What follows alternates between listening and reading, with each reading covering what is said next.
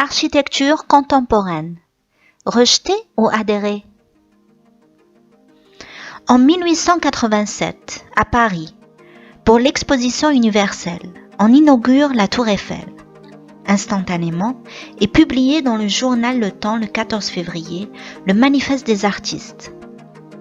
Nous venons, écrivains, peintres, sculpteurs, architectes, amateurs passionnés de la beauté jusqu'ici intacts de Paris, protester de toutes nos forces, de toute notre indignation, au nom du goût français méconnu, au nom de l'art et de l'histoire français menacés, contre l'érection, en plein cœur de notre capitale, de l'inutile et monstrueuse Tour Eiffel.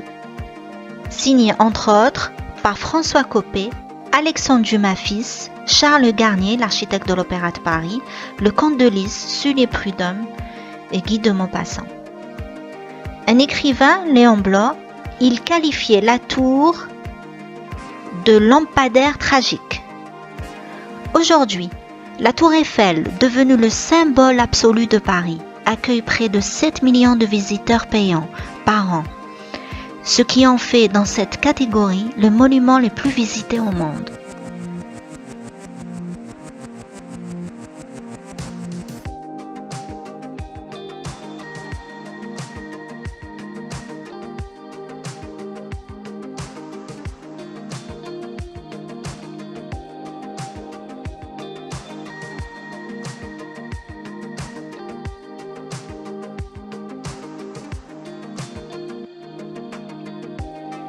« 90 ans plus tard, en 1977, à la veille de l'ouverture du Centre Pompidou, la foule est dense, massée à ses abords, pas manifeste mais cette fois-ci, des manifestations qui s'enchaînent et commencent à inquiéter sérieusement le personnel du centre qui tente de raser les murs impalpables pour rejoindre ces espaces. À l'extérieur, le mot qui revenait le plus fréquemment était celui de « mécano ».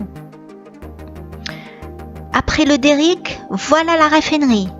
Pourtant, dès le lendemain, et comme pour la Tour Eiffel, la foule se pressait aux portes du Centre Pompidou pour le visiter, le découvrir et peut-être se donner le temps et la chance d'y adhérer. Il est aujourd'hui un centre d'art et de culture reconnu dans le monde entier. Bâti à la demande du président Georges Pompidou en vue de créer une institution culturelle originale au cœur de la capitale, il abrite aujourd'hui le meilleur de l'art moderne et contemporain.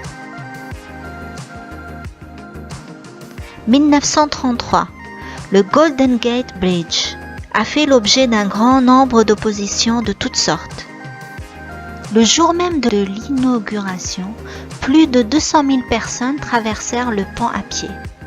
En 1987, pour les célébrations des 50 ans du pont, la circulation fut aussi arrêtée sur le pont, afin que les piétons puissent une nouvelle fois le traverser.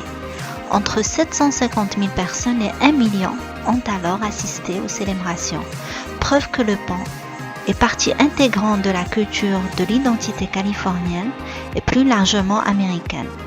Le pont figure d'ailleurs dans de nombreuses œuvres américaines connues dans le monde entier.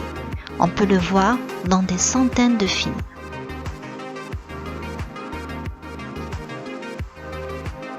Selon un classement de l'American Society of Civil Engineers, l'ouvrage d'art fait partie des 7 merveilles du monde moderne.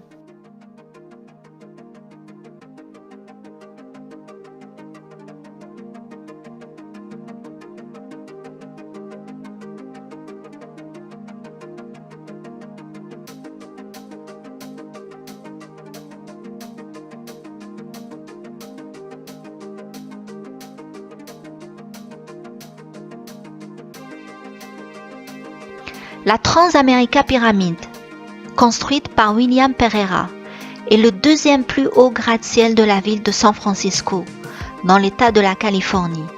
Ce bâtiment constitue l'un des symboles de la métropole, avec le Golden Bridge. Lorsque les plans de l'immeuble furent rendus publics en 1968, le fameux projet fut loin de remporter l'adhésion générale.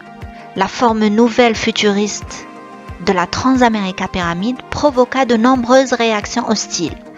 Le directeur de l'urbanisme de San Francisco, Alan Jacobs, parla même de construction inhumaine, et d'autres l'avaient surnommé le bonnet d'âne. Mais le maire Joseph Alito soutenait ce projet avec enthousiasme.